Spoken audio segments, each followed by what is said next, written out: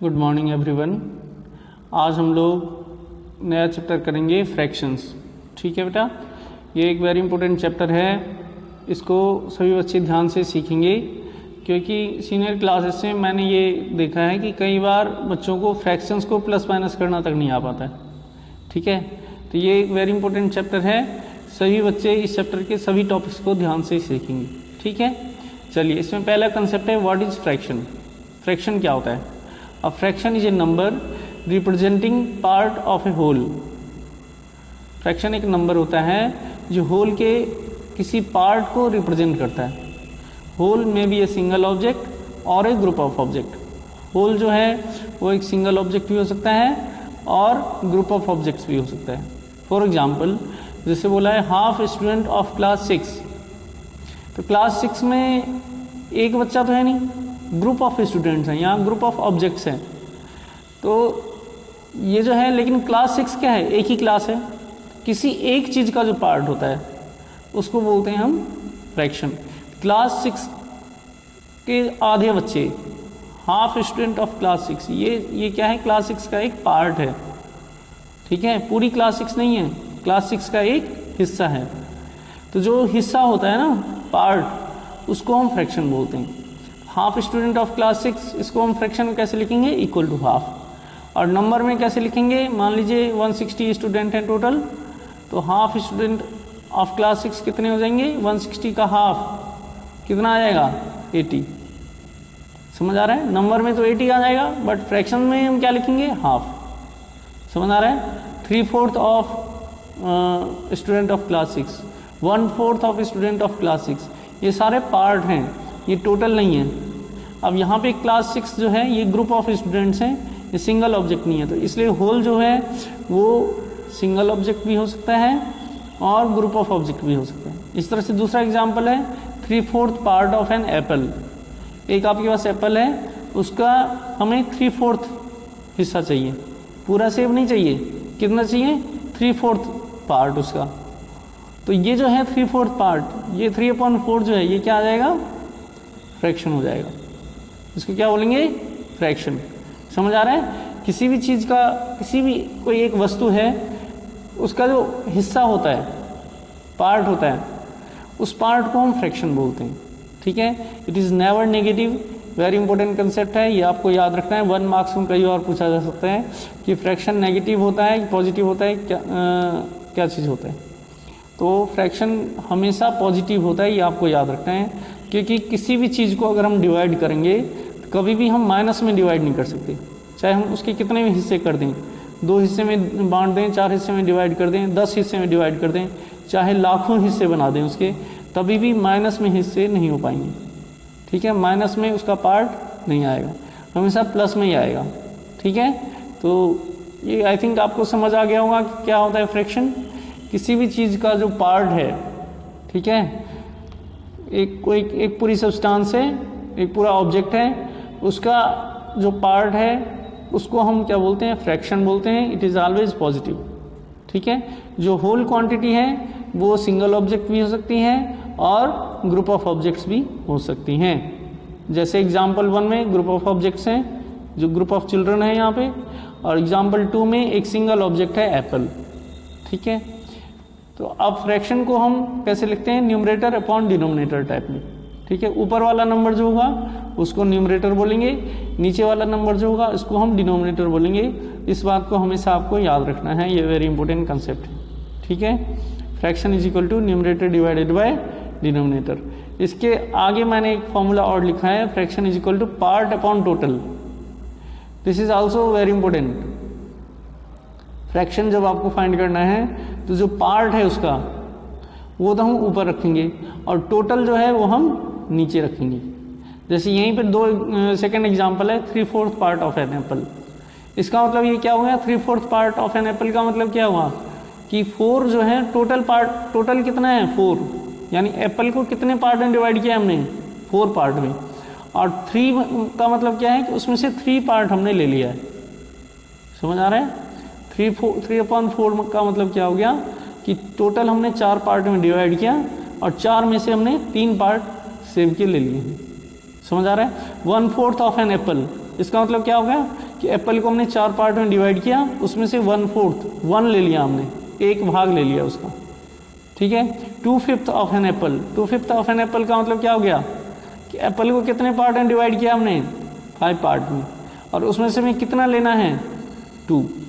तो जो हम लेते हैं, जो उसका पार्ट होता है वो तो हम रखते हैं न्यूमरेटर में, और जो टोटल होता है उसको हम रखेंगे डिनोमिनेटर में। इस बात को हमेशा आपको ध्यान रखना है जब भी फ्रैक्शन लिखते हैं।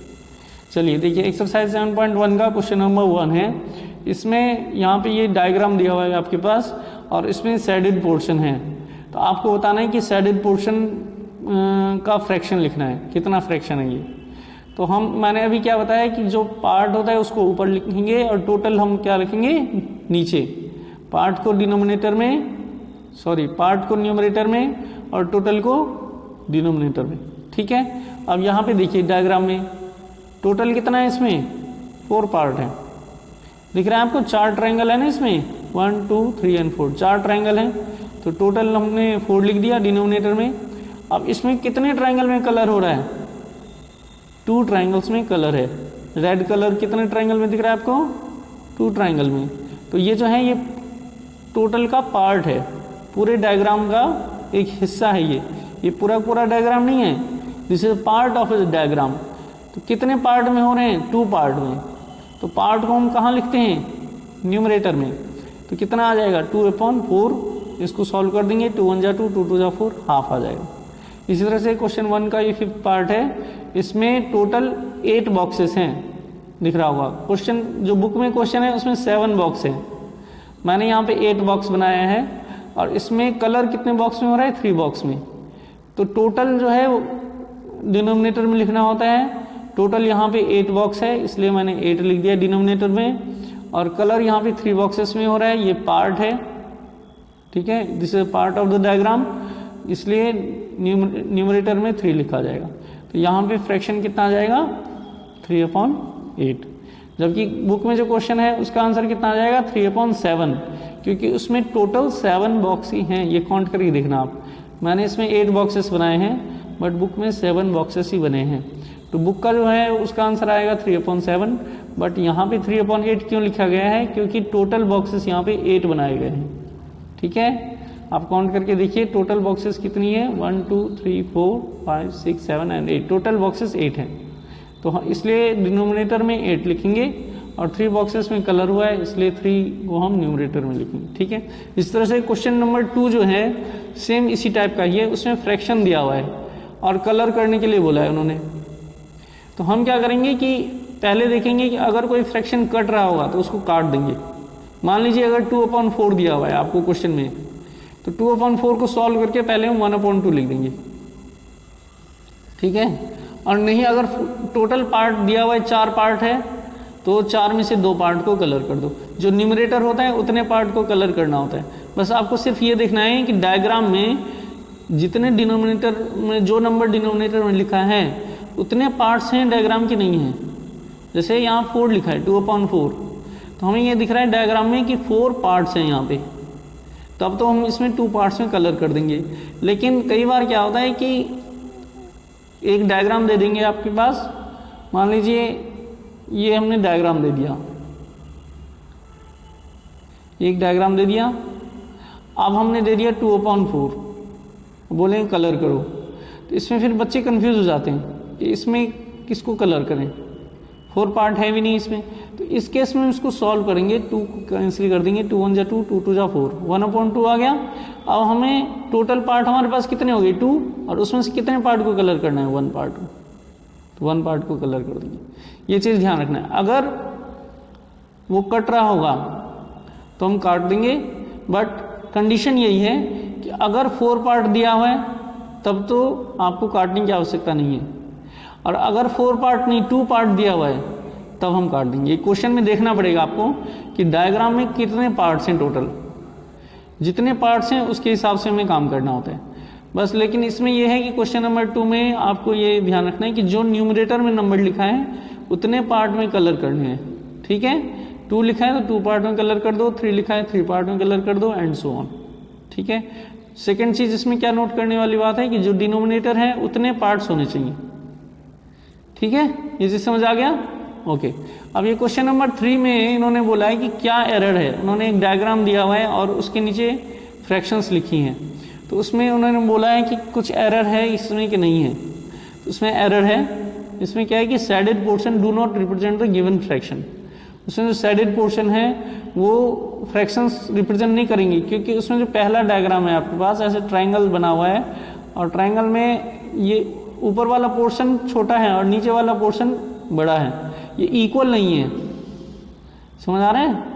तो आप उन तीनों डायग्राम को देखेंगे ध्यान से तो सारे पार्ट्स उनके इक्वल नहीं है। ठीक है, डायग्राम कोई भी डायग्राम है या कोई भी चीज़ है, कोई भी ऑब्जेक्ट है, उसमें फ्रैक्शन तभी निकलता है जब उसके सारे इक्वल पार्ट्स हों। ठीक है, अभी हमने कहा था कि 3/4 part of an apple, apple का 3/4 पार्ट चाहिए। तो इसका मतलब ये नहीं है कि भाई हमने एप्पल के 4 पार्ट किए, उसमें से 3 छोटे छोटे पार्ट कर दिए और वो हमने दे दिया और बड़ा वाला पार्ट जो है वो खुद खा लिया। ऐसा नहीं है, ये रॉन्ग माना जाएगा। 3/4 पार्ट का मतलब ये हो गया कि 4 इक्वल पार्ट्स में पहले डिवाइड करें, फिर उसमें से 3 पार्ट्स में देने। समझ आ रहा है? 4 भाई बहन है मान लीजिए, तो 4 इक्वल पार्ट्स होने चाहिए।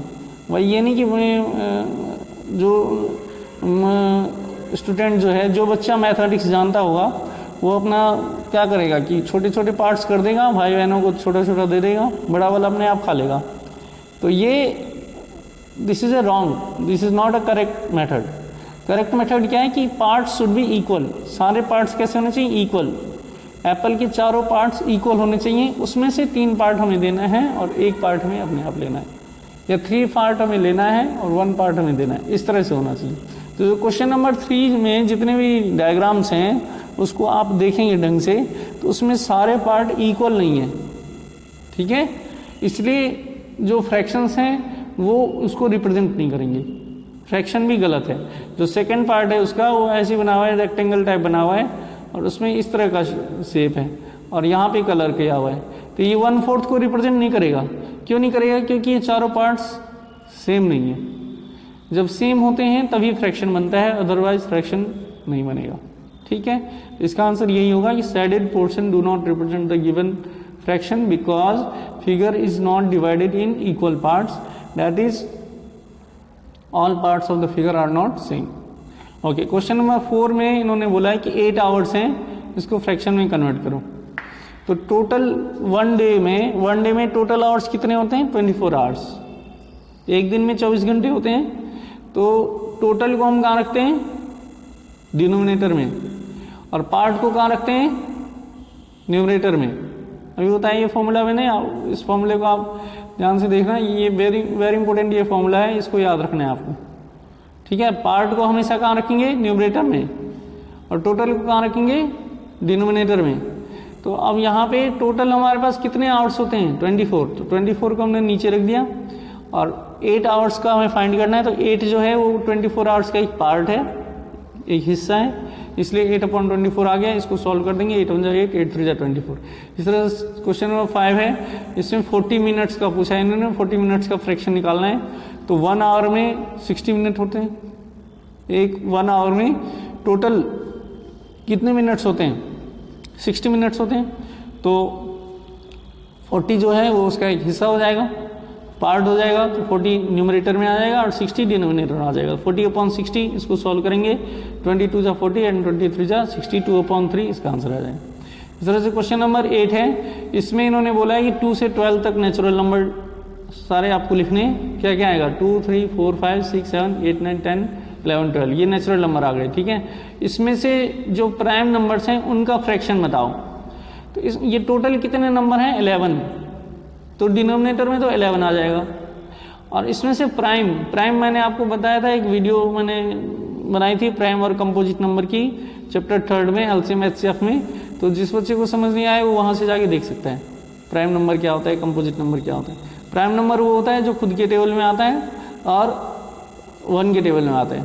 तो इसमें 2, 3, 5, 7 एंड 11 ये 5 नंबर जो हैं ये प्राइम नंबर हैं।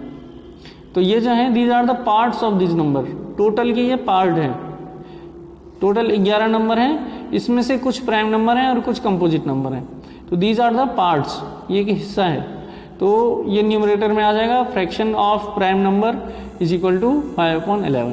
इसी तरह से क्वेश्चन नंबर 10 इन्होंने कहा है कि इसमें टोटल 8 सर्कल्स हैं और इसमें 4 सर्कल में एक्स क्रॉस बना हुआ है, ठीक है, क्रॉस साइन बना हुआ है, एक्स लिखा ना, ये क्रॉस साइन है, इस तरह का साइन बना हुआ है सर्कल्स के अंदर। तो इन्होंने ये पूछा है कि जिन सर्कल में क्रॉस साइन बना हुआ है उसका फ्रैक्शन बताओ। तो fraction of circles having cross in them, कितने में क्रॉस बन रहा है, 4 में, तो ये पार्ट हो गया 4 और टोटल कितना है 8, 4/8। इसको सॉल्व करेंगे 1/2 आंसर आ जाएगा। आई होप आपको समझ आ गया होगा। इसके बेसिस पे आप एक्सरसाइज 7.1 कर सकते हैं।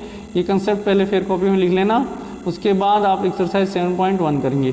किसी बच्चे को कोई भी प्रॉब्लम आए आप कमेंट करना, मैं सॉल्यूशन भेजूंगा, ठीक है बेटा। Thanks for watching.